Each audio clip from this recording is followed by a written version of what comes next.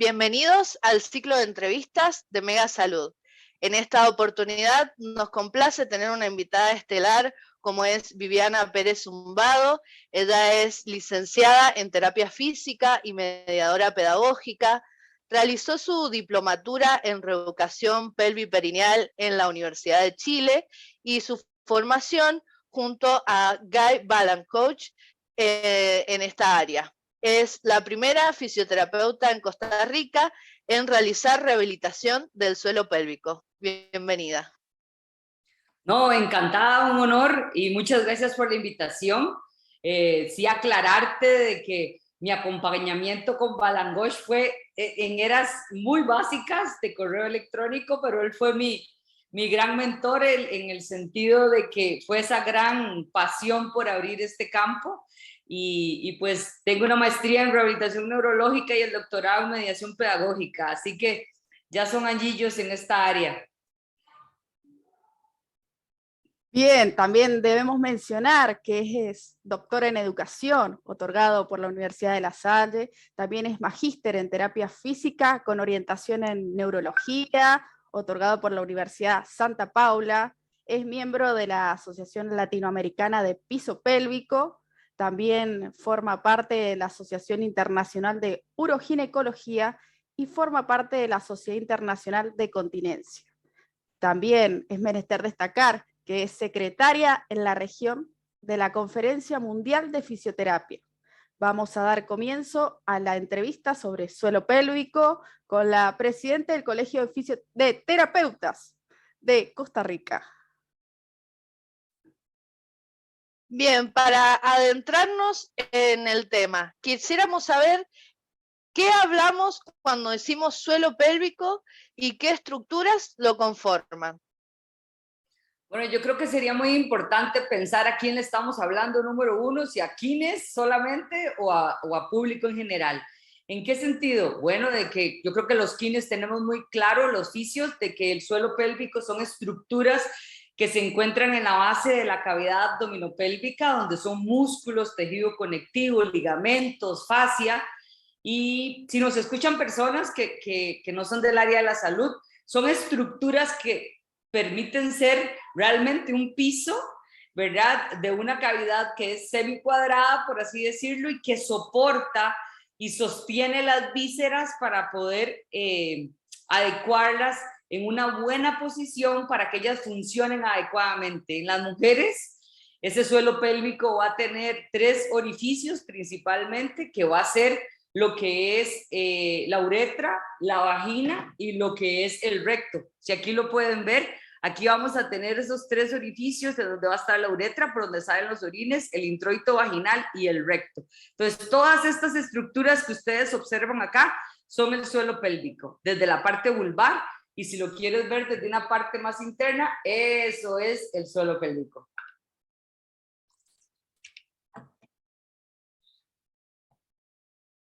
No sé si quieres que anote algo más.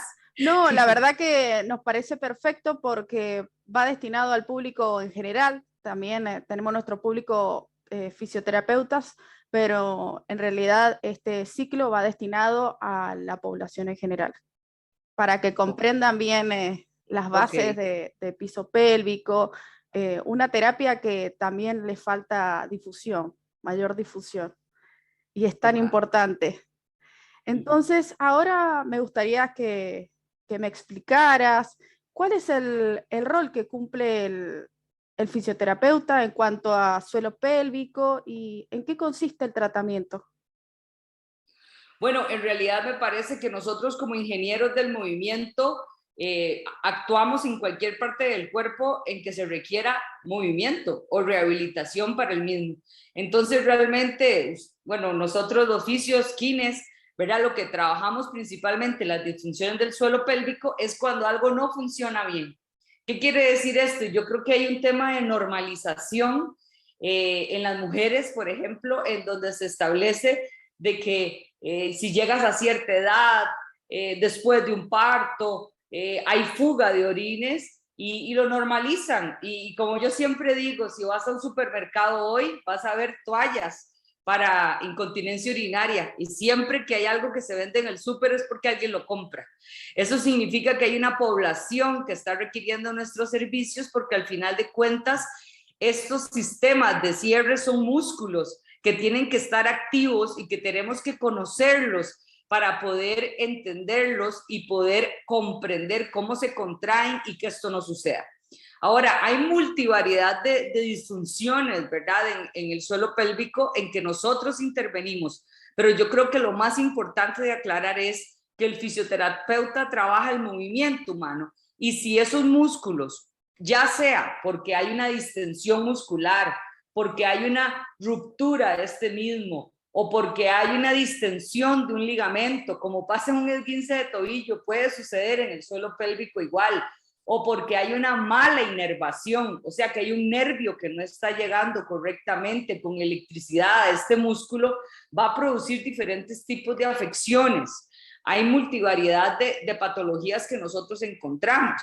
En el varón principalmente, cuando nosotros tenemos, les voy a enseñar, pacientes que tienen, por ejemplo, alteraciones de la próstata, ¿verdad? Nosotros vamos a tener un paciente que perfectamente, un varón, aquí yo lo tengo, ¿verdad? Es importante recordar las estructuras que tiene, y si nosotros observan acá, esta es la vejiga, esta es la próstata, y aquí viene lo que es el pene. Se me cayó el pene aquí. Pero lo importante es comprender que aquí viene el pene. Entonces, por ejemplo, esto moradito que ustedes ven en la próstata, y en los varones, cuando se elimina, queda más abierto ese conducto y quedan con incontinencia urinaria, y depende de la cirugía, hasta con disfunción sexual. Entonces, nosotros también intervenimos en estos casos, en chicos que no tienen control, que tienen enuresis y toda la gran variedad de malformaciones congénitas que nacen los niños, que también pueden estar alteradas. Entonces, es una situación en la cual nosotros estamos altamente vinculados, porque donde no haya movimiento, ahí está el fisioterapeuta. Muy bien, y ya que estás hablando de todas estas disfunciones y trastornos que tiene el piso pélvico, ¿nos podrías nombrar algunas, las más frecuentes en cuanto a los trastornos o patologías del suelo pélvico? Yo creo que lo podríamos categorizar por las grandes áreas, ¿verdad? Hablamos mucho de uroginecología cuando hablamos de trastornos en la mujer principalmente, que se dan en esta parte distal, como la incontinencia urinaria, y hay que pensar que la incontinencia es un síndrome. Hay 9 tipos de incontinencia urinaria, no solamente toser y que se salgan las gotitas, hay diferentes tipos de incontinencia y hay que saber cuál es su origen. Además de eso, en uroginecología, por ejemplo, lo que son los prolapsos, acá en Costa Rica, no sé cómo le llaman ustedes, pero cuando se baja la vejiga, le dicen vejiga baja. Esos son prolapsos porque se desprenden ¿verdad? Las estructuras, y esto llega a producir alteraciones. Entonces, hay prolapsos de vejiga, de útero, de recto, de diferentes estructuras. Además de eso, puede ser que esa capacidad que tiene de contracción, la vejiga, se altere neurológicamente y ya pasamos a ser una vejiga hiperactiva.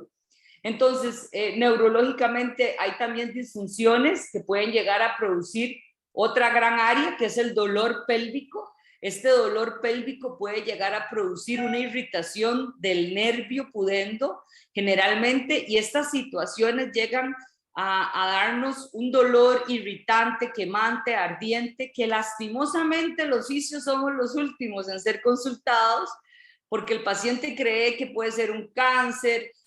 Los médicos hacen N cantidad de evaluaciones y al final ven que al final de cuentas es un músculo que está contracturado, ¿verdad? Entonces hay un dolor pélvico producto de esa irritación.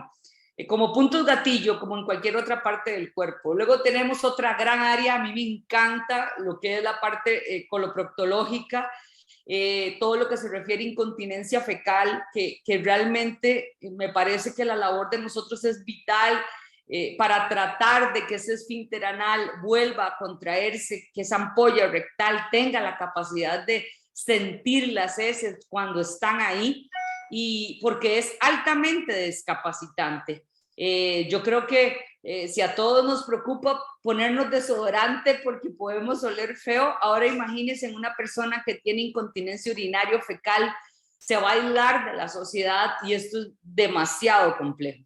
Otra gran área es las disfunciones sexuales y una cosa muy importante que yo creo que hay que aclarar es que una disfunción sexual se presenta cuando usted siente que está alterando su actividad sexual, ¿verdad? Porque puede ser que una mujer normalice que tener relaciones sexuales con dolor es normal y no lo es, o un hombre pueda pensar que su pene tiene un nivel de erección que tal vez no es el ideal, pero cree que eso es lo normal. Entonces, sí hay situaciones en las cuales algunas veces es bueno consultar, estudiar, porque no siempre lo que creemos que es normal lo es. Entonces tenemos urogine, uroandrogenia, tenemos lo que es coloproctología, lo que tenemos dolor pélvico, disfunciones sexuales y toda la parte pediátrica, como les hacía mención anteriormente, con todos los chicos que van a tener un problema esfinteriano. Siempre recordar que los chicos neurológicamente deben madurar.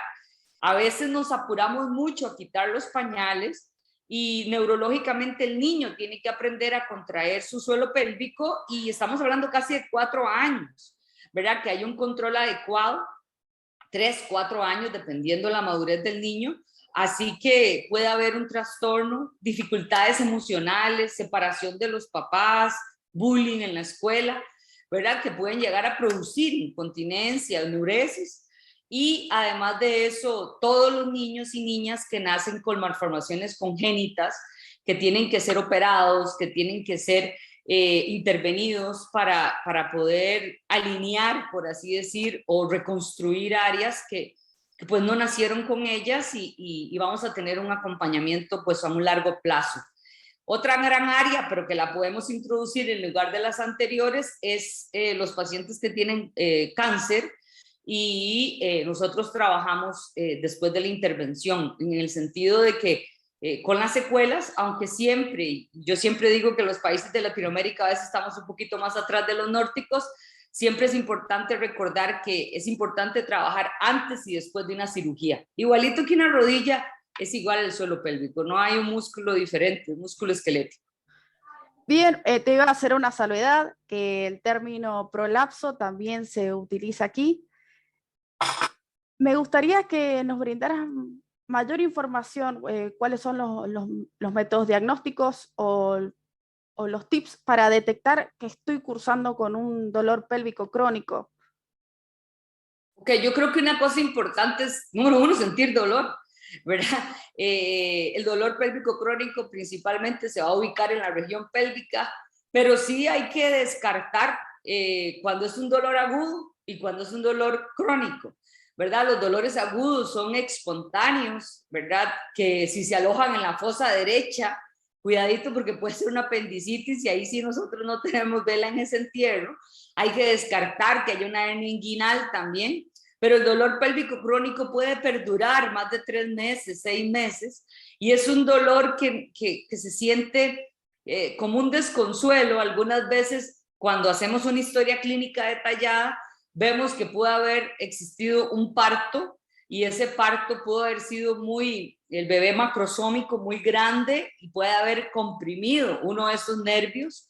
En el varón puede ser que hay bastantes estudios, principalmente el protocolo de Stanford y el Dr. Weiss hablan de hombres de 45 a 55 años con un estatus social bueno y que tengan puestos gerenciales y producen una contractura del suelo pélvico por mucho estrés. Y ahí empieza el dolor en la región testicular después de orinar o después de eyacular. En las mujeres principalmente lo notamos cuando tenemos relaciones sexuales y hay mucho dolor a la penetración. Entonces eso puede suceder porque hay un aumento del tono y esto nos afecta principalmente en el cierre de esa cavidad vaginal porque está siempre cerrado y puede llegar a producir molestias. Entonces, definitivamente que el dolor tiene que presentarse, creo que eso es una característica. Y sí, por supuesto que descartar esos dolores insidiosos o repentinos que tienen que ser evaluados porque hay muchos dolores a nivel de la cavidad abdominal que pueden ser emergencias, ¿verdad? Como una apendicitis, una hernia, o una torcedura, un intestino, un ovario. Entonces hay que descartar eso y posteriormente vemos si es principalmente un dolor que se ha mantenido en el tiempo y tiene un origen neurológico o muscular. Yo sí creo que hay que ser humildes y respetuosos de las profesiones, porque si a mí me llega un paciente con un dolor en la fosa derecha y es insidioso, yo digo, bueno, vámonos al médico esto ya, porque puede ser perfectamente un ataque de apendicitis y eso no lo va a trabajar el fisioterapeuta. Se me puede morir el paciente si se rompe ese apéndice. Entonces, sí creo que hay que saber evaluar adecuadamente y saber cuándo llegamos a un límite y cuándo es de nuestra área o no. Me gustaría que me brindaras una explicación si es conveniente, por ejemplo, en el caso de los niños que están cursando con un estreñimiento y cuando tienen que ir de cuerpo sienten dolor y entonces se aguantan y no quieren ir al baño. Entonces, quería saber si es conveniente también en los niños realizar, por ejemplo, colocar el banquito para que no estén a 90 grados, para que estén mayor relajados y entonces ahí descansen los pies. ¿Es conveniente también realizarlo en niños? Totalmente, totalmente certero lo que estás diciendo. Y una cosa muy importante, si ya nosotros vemos, por ejemplo, que los niños van teniendo estreñimiento, ¿verdad? Es vital ver cómo es la consistencia de las heces, ¿verdad? Los criterios de Roma 4 son súper claros, porque hay personas que dicen, es que yo soy súper estreñido. Y uno dice, y dígame, ¿cada cuánto va al baño? Entonces, no, yo voy todos los días. Ahí ya me está faltando un criterio de Roma. Entonces, realmente las personas estreñidas van cada 3, cada 4 días al baño, ¿verdad? Esto perdura por más de 3 meses y las heces son como caquita de conejo o muy duras, ¿verdad? Entonces, sí tenemos que visualizar cómo está defecando este niño, porque perfectamente puede ser alimentación. Puede ser que no se está alimentando correctamente, que no está tomando el suficiente cantidad de líquido y como el colon absorbe el agua, hace que esas heces se vuelvan más duritas. Entonces, el banquillo yo creo que es vital a cualquier edad, pero de igual manera tratar de que estos niños se alimenten correctamente para que no pasen por ese proceso. Hay que analizar porque puede ser que el niño tenga un megacolon, etcétera, pero sí es vital poder entender que la alimentación nos puede llevar al estreñimiento y los chicos a veces con dietas medias extrañas pueden llegar a producir estreñimiento. Y ahora, para tratar el tema de embarazo, por ejemplo, sabemos que hay debilidad en el suelo pélvico postparto. ¿Se puede prevenir? ¿Es necesario tratamiento? Obviamente sí. ¿Y en qué consiste? Y también te quería preguntar si existe una diferencia entre si el parto es natural o por cesárea. Bueno, yo quisiera decir algo, yo siempre les digo a la gente, cuando uno se va a casar, uno arma una fiesta gigante, no sé allá en Argentina, pero se arma una fiesta y empezamos con la celebración de la despedida soltera y que el té de una cosa y que el té de otra. Yo creo que cuando se tiene un hijo deberíamos de prepararnos igual. La mujer debería de conocer su suelo pélvico, saber cómo se encuentra su suelo pélvico y no es simplemente tener relaciones sexuales. La idea sería en sí poder tener consolidado, conocer, ¿verdad? Dejar de tener asco, porque hay mucha gente que como que le da asco, no se conoce y ni sabe cómo está su suelo pélvico. Va al ginecólogo y todo está bien. Creo que también hay que incentivar ese diálogo entre los ginecólogos y los fisioterapeutas especialistas en suelo pélvico para saber que tiene que ser evaluado. Sucede, bueno, quedamos embarazadas y durante el embarazo es muy importante siempre hacer actividad física. Siempre yo digo, estar embarazada no es estar enfermo, es un estado fisiológico normal de nosotras las mujeres. Es importante mantener esa actividad física, conocer el suelo pélvico, contraerlo y muy importante relajarlo, cuidar las posturas, porque al aumentar de peso que rondan alrededor de los 9-10 kilos, que es lo que deberíamos de subir, puede llegar a producir alteraciones posturales que nos compriman el ciático, que nos den contracturas, etc. Debe haber mucha intervención a nivel del embarazo y luego viene lo que es el parto. A ver, yo creo que también esa pregunta que me haces, la gente piensa de que solamente las mujeres que tienen un parto por vía vaginal van a tener dificultades, y yo te diría que no, ¿verdad? Obviamente que el tener un parto vaginal puede ser que se corra mayor cantidad de riesgos, en el sentido que puede haber un parto muy abrupto, un bebé muy grande, que pueda llegar a producir rupturas de membranas, que puede llegar a romper un esfínter anal, pero esto es por una inadecuada atención preparto. Y bueno, a veces sucede, aunque se haya preparado, algunas veces esto sucede por la distensión del tejido en el momento del alumbramiento. Pero hay mujeres que tienen un suelo pélvico muy tenso, aunque tengan un embarazo, un parto por cesárea, y terminan ese embarazo y sienten ese suelo pélvico muy contracturado. Ahí es donde puede venir dolor pélvico crónico, en donde puede tener irritación de vejiga, en donde la cicatriz de la cesárea puede estar alterada, y en ambos puede llegar a producirse diástasis abdominal, que es fisiológica, pero no cuando llegamos a medidas tan extremas de 3, 4, 5 centímetros, que hay que rehabilitar para que esos músculos se acerquen en los rectos abdominales. Así que la intervención es en ambos, no importa la forma de la salida del producto, sino la mujer en sí, ¿verdad? Y también hablarles de que, por ejemplo, el bebé estripa a la vejiga, entonces hay que tener un suelo pélvico firme para que no estén teniendo incontinencia por esa presión que va a hacer el bebé sobre la vejiga. Bien, ya que lo estás mencionando, en base a lo que es diástasis abdominal, ¿cuál es el abordaje terapéutico que se realiza? Sé que trabajan con esferodinamia, también lo complementan con los ejercicios respiratorios. Bueno, yo te diría que tal vez al principio de la entrevista hablé mucho del suelo pélvico en la base, pero hay que hablar de una cavidad abdominopélvica, no podemos separarnos. Yo siempre he dicho, y lo escuché de un maestro que siempre ha dicho, que el cuerpo se aprende por separado, pero se atiende junto.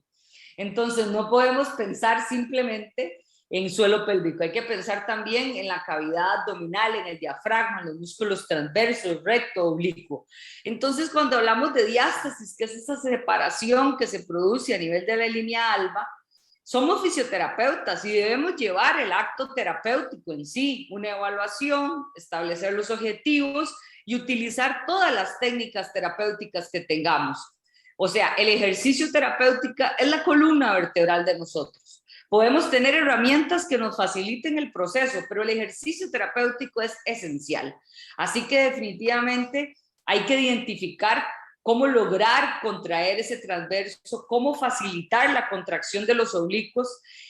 Sandra Gruppe es una noruega que hizo una investigación hace poco, por cierto lo presenté en mi curso mi tesis de posgrado en la Universidad de Chile, con la utilización de ecografía, y demostraba cuáles ejercicios son más ideales para ese cierre del fortalecimiento. Para cerrar esa línea alba, y hablaba muchísimo del oblicuo interno, el oblicuo externo y el transverso, y en diferentes posiciones. Creo que eso es fundamental. Ahora, definitivamente que nosotros podemos tener ayuda extra de agentes electrofísicos. Creo que lo que ha venido a revolucionar, un gran faltante, es la tecarterapia o la radiofrecuencia, que nos ayuda muchísimo en la conformación del tejido conectivo, y eso ayuda mucho, mucho en el cierre de la línea alba. Y de igual manera el fortalecimiento adecuado con otras técnicas de electroterapia, así como cambios conductuales, que me parece que eso es una cosa que hay que llamar la atención, cómo agacharse, cómo levantar peso. Así que la intervención en una diástasis es global, y no solamente pensar en una faja. Hoy vi una publicación acá en Costa Rica de que Maribel Guardia, una costarricense muy famosa que habita en México, una actriz, que salía con una faja abdominal y que si era buena, preguntaba en un foro muy conocido acá en Costa Rica, Y yo le decía, por supuesto, porque ella no la usa. Esa faja yo creo que seguramente es para la foto, porque entre más fajas usemos, menos se activan los músculos abdominales, y esta señora tiene que tener un entrenamiento máximo y unas dietas maravillosas para tener ese abdomen. Entonces yo te diría que por ahí anda la intervención de la diástasis. Al inicio nos contaste cómo se forma el suelo pélvico masculino. ¿Qué alteraciones específicamente puede tener? Y adentrarnos un poquito más en ese tema del piso pélvico masculino. Son muy similares. O sea, yo te puedo decir que obviamente la gran diferencia es esa cavidad vaginal, ¿verdad? Que está suspendida en las mujeres por diferentes tipos de estructuras y ligamentos, y el hombre no lo tiene. Yo siempre digo que prefiero trabajar con hombres que con mujeres, porque el suelo está ahí, ¿verdad? O sea, es muy fácil llegar al suelo pélvico. Yo que les digo es que en el momento que subimos los testículos, el suelo pélvico lo tenemos ahí cerquita. Entonces, definitivamente que en el varón, yo diría que 3 de las áreas más importantes sería lo que son las disfunciones sexuales. Y sí aclarar, ¿verdad?, de que si tenemos una disfunción sexual de origen circular, podríamos trabajarla, de origen neurológico podríamos facilitarla, pero si tenemos una disfunción de origen psicológico, siempre hay que trabajar, ¿verdad?, en conjunto con otros profesionales. Otra cosa que pasa mucho es, por ejemplo, las lesiones de Peyronie, no sé si lo han escuchado, cuando el pene se desvía porque tiene una cicatriz de tejido conectivo, y cuando el hombre se hace erecto, se desvía el pene y es realmente doloroso para él y para la penetración de la mujer o el hombre. Yo en eso siempre digo que estamos en el 2021 y hay que ser super open, dependiendo de las relaciones que se tengan. Y eso también lo trabajamos. Y me parece que otra gran área definitivamente son las cirugías de próstata. Es poco común, poco frecuente que un hombre vaya a tener incontinencia de esfuerzo. Principalmente se ve muchísimo más cuando se hace la cirugía de próstata, pero vejigas hiperactivas sí es normal que lo presenten. Entonces, ese orinar frecuentemente, esa irritación que se siente, definitivamente que los hombres lo presentan mucho. Y el dolor pélvico. El dolor pélvico pasa muchísimo en el varón, principalmente, bueno, no sé, allá por Mendoza, pero los hombres que andan mucho a caballo, que andan mucho en bicicleta, que hacen esfuerzos físicos muy grandes, pueden llegar a tener, en lugar de tener una contractura en trapecio, la tienen en el suelo pélvico. Entonces yo te diría que creo que esa es una de las áreas. Y obvio que en hombres y en mujeres todo lo que sean disfunciones coloproctológicas, que eso no tiene sexo, diría yo, o género, ¿verdad? Cuando tenemos incontinencia fecal. Y una cosa que no hemos hablado mucho, pero las hernias de disco generalmente pueden llegar a producir repercusiones en el control de los esfínteres. L4, L5, L5, S1 hacen compresiones y pueden llegar a producir alteración de la sensibilidad y motora. Entonces tenemos pacientes que tienen incontinencia fecal o tienen hemorroides también, por ejemplo, que algunas veces nosotros las podemos intervenir. Los primeros estudios de la lesión de Peyronie sugerían la utilización de ultrasonido como método terapéutico. En el caso, ahora un poquito a lo que es incontinencia urinaria, me gustaría saber qué métodos terapéuticos se utilizan respecto a niños versus adultos, porque sabemos que hay determinados agentes físicos que tienen contraindicaciones relativas en niños y que son muy bien utilizados en adultos. Entonces, quería saber eso. Bueno, yo creo que siempre es muy importante como fisioterapeuta saber cuáles son esas red flags, ¿verdad? O sea, detenernos, siempre hay que pensar en las líneas de crecimiento del niño, ¿verdad? Y ojo, que en adultos todo lo que tenga que ver con cáncer también es una situación a la cual nosotros nos tenemos que detener. Ahora, sí hay que aclarar que incontinencia urinaria de esfuerzo, incontinencia donde nosotros vemos que hay una debilidad de la musculatura del suelo pélvico o que hay una mala inervación, una dosificación de electroterapia bien hecha nos va a ayudar. Está súper establecido. Tim Watson, Rodríguez Martín, Oscar Roncio, argentino como ustedes, establecen claramente que un TENS bifásico simétrico es una de las mejores formas de onda que simula la forma que tenemos nosotros intrínseca de llegar a producir un estímulo muscular, un EMS tan simple. Entonces realmente no hay ningún problema en aplicarlo en adultos. Yo sí te diría que en niños sería muy importante trabajar principalmente técnicas poco invasivas para que sean pues más tranquilos a la hora de intervenir, ¿verdad? Técnicas como biofeedback, técnicas en las cuales podemos utilizar juegos, tanto en adultos como en niños, porque yo creo que eso es importante, pero sí una dosificación adecuada. Yo creo que es vital saber en qué momento, qué ancho de pulso, cuánta duración de fase, cuánta frecuencia, hacer una evaluación determinada para saber si vamos a trabajar fibras tónicas o si vamos a trabajar fibras fásicas. Yo creo que eso es vital para poder tener una intervención con agentes electrofísicos. Hay colegas que trabajan hasta intrarrectal en niños. Yo creo que es una situación en la cual creo que queda mucho criterio de cada profesional. Yo en lo personal sí me quedo muy externamente. Hay bastantes estudios de la utilización de TENS, utilización de interferenciales. No creas, a veces todos los estudios, no sé si han leído y que hacen falta más estudios.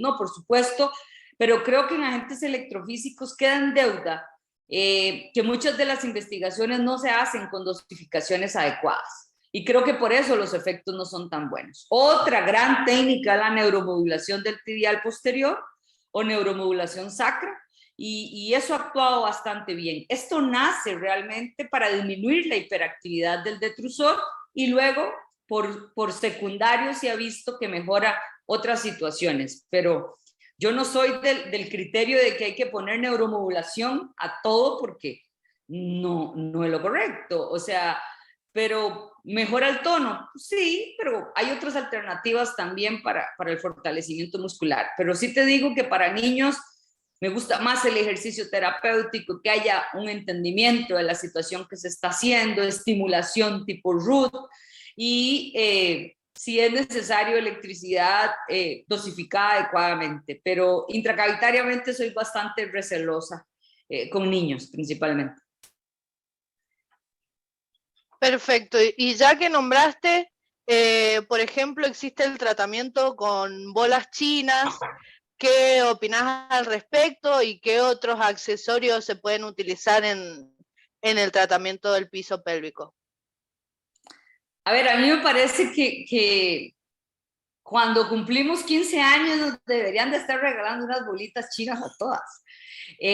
Yo creo que es un instrumento que nos va a acompañar toda la vida. Creo que estas bolitas o bolas de Kegel o como le llamen, es muy importante porque nosotros no identificamos dónde está el suelo pélvico.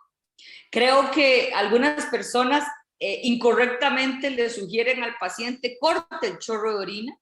Eso no es adecuado porque en el momento en que va la orina hacia afuera ya lleva cierta cantidad de bacterias, es material de desecho, y si paramos el chorro se puede devolver y eso va a producir un reflujo y eso nos va a producir, puede ser infecciones urinarias. Entonces, definitivamente que la idea es que la persona aprenda cómo contraer la cavidad vaginal, que no es lo mismo que uno dice contraiga y cierran el esfínter anal. El esfínter anal tiene vida propia, ¿verdad? Él tiene maravillosos músculos propios, por eso seguro me gusta mucho trabajar y que está muy afuera. Pero definitivamente me parece que son instrumentos que facilitan mucho el comprender dónde está, cómo se contrae, y eso es vital. Ahora, una cosa que tal vez no hemos hablado y no sé si lo tienen por ahí, es las famosas sillas que se están vendiendo ahora por sistemas superinductivos para lo que es el fortalecimiento y la atención de la incontinencia. Yo sí te puedo decir que yo trabajo con un sistema superinductivo. No tengo la silla, pero tengo el sistema superinductivo y creo que hay que desmitificar esto. Creo que se está haciendo una pésima publicidad y por parte de diferentes sectores de la salud diciendo que si usted se sienta en esta silla con ropa, se le va a eliminar la incontinencia y que no se preocupe por tratamientos invasivos o por desconocer del área. Definitivamente hay que conocer un poquito a agentes electrofísicos y hay que entender que estos sistemas superinductivos magnéticos hacen una contracción de todo el suelo pélvico. Es como si quisiéramos curar una incontinencia a punta de hipopresivos, ¿verdad? O sea, nadie está diciendo que el hipopresivo no se pueda utilizar, pero se debe utilizar en etapas finales, cuando el paciente logre comprender cómo se contrae el suelo pélvico. Y esto es básico de facilitación neuromuscular propioceptiva, en donde dice que los músculos más grandes se comen a los más chiquitos. Entonces, si nosotros hacemos una contracción global, definitivamente que los músculos pequeños no van a contraer aisladamente. Entonces, esto nos va a pasar con el hipopresivo y nos va a pasar con el sistema superinductivo, porque contrae todo. Entonces, yo lo he trabajado, por ejemplo, en diástasis, yo lo he trabajado pues en suelo también, pero cuando el paciente o la paciente tienen lógica de dónde está su suelo pélvico. Y es bastante bueno, y les podría decir que los sistemas superinductivos para dolor son sorprendentes, porque trabajan a altas frecuencias la magneto y nos mejoran muchísimo la membrana celular para transmitir el dolor, y es súper efectivo. Pero yo sí le diría, como siempre, la dosificación es el punto de partida. Y hay que saber dosificar para poder hablar, ¿verdad? Yo creo que eso es súper importante y yo no sé por qué hay tanta, como los agentes electrofísicos no sirven, hay otros métodos. Yo creo que es que se dosifica mal. Ese es el error que tenemos y que la gente a veces pierde ese concepto. Claro, hay que seleccionar el dispositivo que vamos a utilizar, una buena evaluación del paciente para determinar en qué momento el tratamiento lo vamos a necesitar y si va a ser eficiente en determinados pacientes, porque como mencionas anteriormente, no es que todos los pacientes van a necesitar eso. Eso va también en la evaluación que realice el terapeuta. Totalmente.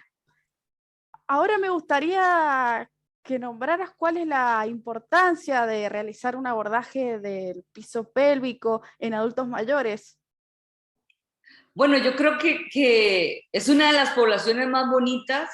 Me parece a mí que nosotros, bueno, yo tengo 45 y ya esta es una generación que comprende bastante bien lo que estamos hablando, se está desmitificando, pero tal vez nuestros adultos mayores todavía en esto lo ven mucho tabú, más en nuestra querida Latinoamérica. Creo que es una situación de que volvemos al asco, sirve para orinar, defecar y se acabó. Yo ya estoy en menopausia y no tengo relaciones sexuales, ni quiero saberlo. Entonces, definitivamente no es que yo incentive la actividad sexual, como yo digo, pero es parte de, y es el mejor ejercicio. Es lo más natural que pueda tener un ser humano. Entonces, definitivamente me parece que el adulto mayor, primero hay que trabajar mucho en la educación para desmitificar el área y también hacer comprender que ser adulto mayor no significa que va a usar pañales. Ser adulto mayor significa que tiene que trabajar su suelo pélvico, no importa la edad que se tenga, para disminuir el riesgo y que podemos eliminar completamente una incontinencia. Sí tengo muchas pacientes, por ejemplo, que llegan con un prolapso grado 4. Eso significa que la vejiga está completamente afuera de su cavidad vaginal y no se quieren operar. Bueno, pero hay alternativas como los pesarios, ¿verdad? Que perfectamente los podemos colocar y esto nos ayuda, junto con la rehabilitación, a mantener las estructuras dentro de la cavidad y eso les facilita mucho la vida. Yo creo que aquí no es de tratarlo como el abuelito que ay, ya se va a morir. No, yo siento que la calidad de vida a nivel latinoamericano ha mejorado muchísimo. Tenemos mucha expectativa de vida. Así que es una parte esencial y creo que el error es no, a partir de la menopausia, empezar a entender que el suelo pélvico tiene que seguir funcionando, de que los estrógenos nos van a alterar a nosotros el funcionamiento y que hay que trabajar. Y en el hombre, obviamente, siempre trabajar lo que es la famosa próstata, ¿verdad? Y tantas cirugías de próstata que hay, intervenirlas adecuadamente para que no hayan principalmente estas fugas de incontinencia. Pero yo creo que la educación y el acompañamiento del adulto mayor nos pueden favorecer mucho. Y con respecto a esto que hablabas de la vergüenza o de el no saber también, el desconocimiento de que existe un tratamiento y de que normalizan las fugas, tanto de orina como las fugas fecales, ¿qué le dirías a nuestros oyentes para que se acerquen a algún fisioterapeuta que realice este tratamiento, para que no lo normalicen? ¿Cuál es la importancia del tratamiento del suelo pélvico en todas las edades? Bueno, yo creo que depende del grupo etario, ¿verdad? Yo creo bueno, en Costa Rica había pasado una ley de educación sexual y estaba súper contenta porque pensé que se iba a hablar de esto en el colegio, más o menos. No fue tan valientemente como se pensó, pero yo creo que dependiendo del grupo, hay que tener la dosis adecuada de hablar de esto. Me parece que en edades jóvenes de 15, ¿verdad? 18, 20 años, conocer las partes. Hay gente que tiene idea de que por un lado salen los orines y por otro la menstruación, de que la vagina no es la vulva. Entonces yo creo que esa primera etapa, creo que de conocimiento del área, creo que es vital, ¿verdad? Creo que es muy importante.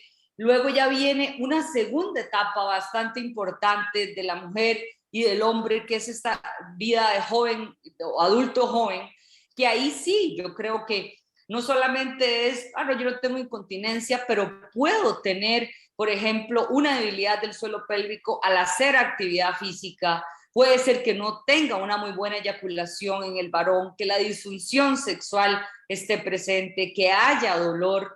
Entonces creo que es de igual manera muy importante hacer énfasis en este trabajo multidisciplinario con médicos, ginecólogos, proctólogos, urólogos, que es importante hacer ese llamado a que la actividad física tiene que ser en todo el cuerpo, que tiene que ser global y que las mujeres y los hombres no pueden dejar de lado esa parte.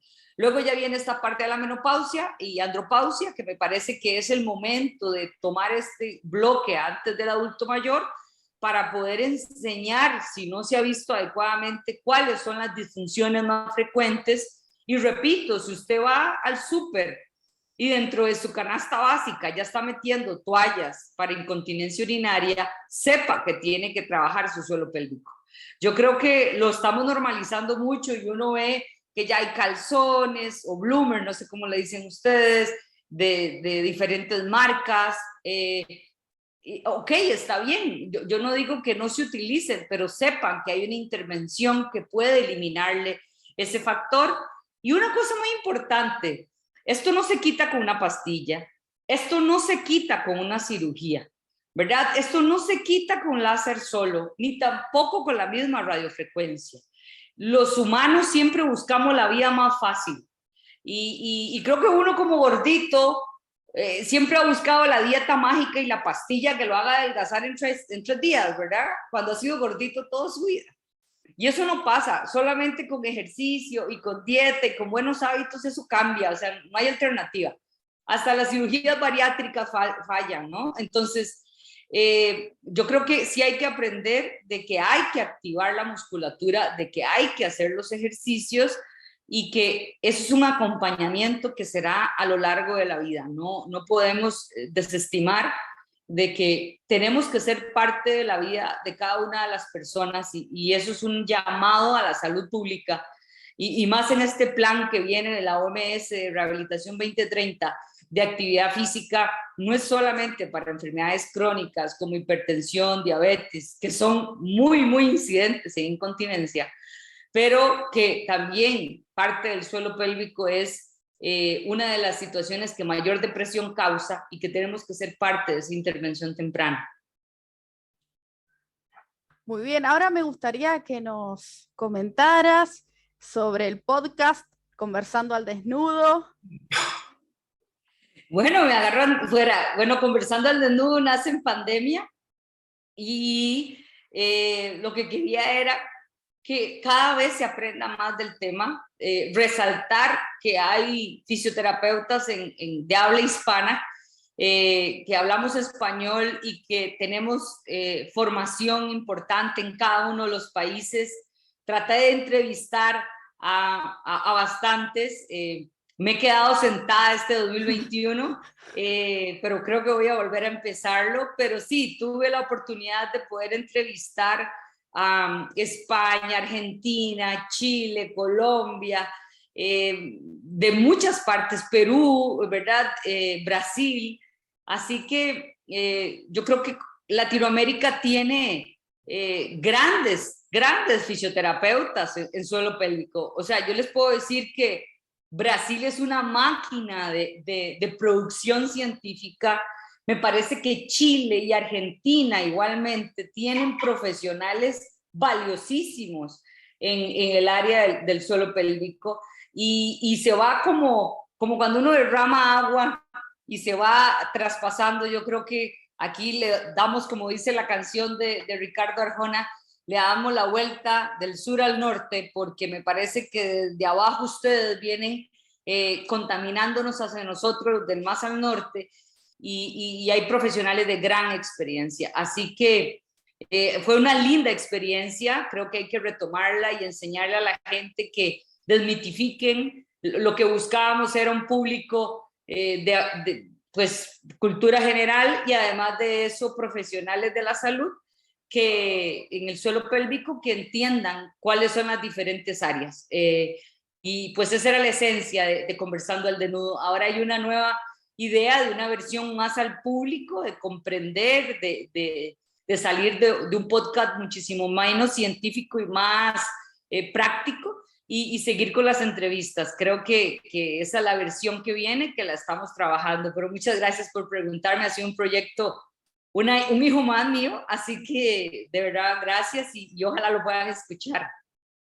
No, la verdad que muy interesante, ya como terapeutas, llegar a comprender un poquito más lo que es el mundo de piso pélvico, ya que nosotros venimos, por lo menos mi enfoque ha sido mayor en lo que es terapia física deportiva, también abordaje neurológico, pero comprender piso pélvico, el cual está por profesionales que se dedican a ello y que lo expliquen de una manera de fácil comprensión, la verdad es para destacarlo. Por eso no quería dejar de mencionar Conversando al Desnudo. Y Fue súper divertido, porque a la primera persona que entrevisté fue Carolina Silva, que por cierto viene para Costa Rica, ojalá en diciembre, y me acuerdo que le dije, Caro, tenemos que estar desnudas. Y entonces fue una foto súper divertida la primera y fue como el boom. Ya luego el resto de la gente nos decía, no puedes estar desnudas. Y yo, no, pues yo no estaba desnuda la primera. Entonces, yo creo que Conversando el Desnudo era eso, hacer que la gente se sienta segura de su cuerpo, que se sienta que es un tema que tenemos que trabajarlo, que no hay que tener miedo. Y lo más divertido es que la mayor cantidad de escuchas vienen de Norteamérica. Son muchos norteamericanos, muchos canadienses, y eso me llamó muchísimo la atención. Así que la idea es poder difundir nuestra intervención, y pasa igual en Costa Rica. Casi todo el mundo se dedica a la ortopedia, a la neurología, y creo que pasa en todos nuestros países. Pero creo que eso también es un detalle a resaltar en las mallas curriculares de nuestras universidades. La World Physiotherapy tiene, ¿qué?, 11 subgrupos de áreas de especificidad, y creo que ahí tenemos que hacer un huequito en cada una, y siempre hay que estar donde nadie está. Yo creo que esa es una de mis valores, y por eso empecé en el suelo pélvico desde 1999 de una forma súper autodidacta. Sí, también el ciclo de Conversando al Desnudo está ahora en la plataforma podcast, pero también en Facebook, y porque también fueron lives que se hicieron, Sí, se realizaron junto a Carlos Calderón, también estuvieron conversando sobre el sí. linfedema. YouTube, está en YouTube, está en Spotify, Claro. en cualquiera de los dos. No, hablamos con un montón de personas, hablamos con Laura Calzado, hablamos con Carolina Walker, Bernardita Fuentes, Mónica Venegas, mi queridísima amiga argentina, hablé con 2 argentinas, con Gabriela, y ahora me va a matar porque mi compañera de grado también de la Universidad de Chile.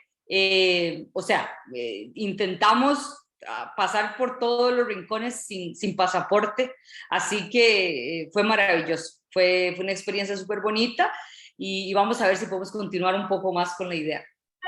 Bueno, ahora pueden todos comenzar a seguir ya en todas sus plataformas, a Suelo Pélvico CR en Facebook, Viviana Pérez Zumbado, también en Spotify, escuchar los podcasts Conversando al Desnudo, ya viene el ciclo dedicado al público en general, este es el ciclo solamente científico para terapeutas, y en Instagram, Suelo Pélvico CR. No, ahí estamos para servirles siempre. Bueno, Viviana, la verdad que un placer entrevistarte. Nos has abierto la mente con todos tus conocimientos. Esperamos que llegue así de igual manera al público que nos escucha. Y la verdad que un placer tenerte. Esperamos poder contar con vos en alguna otra oportunidad y estás invitada a Argentina cuando gustes. Me encanta, no conozco, así que me tienen que llevar con mucho gusto, para allá me voy. Y como siempre les digo, las redes sociales son para eso, para unirnos, así que cualquier cosa que necesiten, estamos a su servicio. Bueno, Viviana, muchas gracias por Muchísimas haber gracias. compartido este momento con nosotros desde Mega Kinesiología a través de Mega Salud, el programa de radio que se emite los días martes a las 10 de la mañana Argentina, a las 12 horas los días sábados. No dejen de seguirnos en nuestras redes y desde ya agradecemos a Viviana Pérez Zumbado por su buena predisposición. Y siempre recuerden, Mega, cuida tu salud.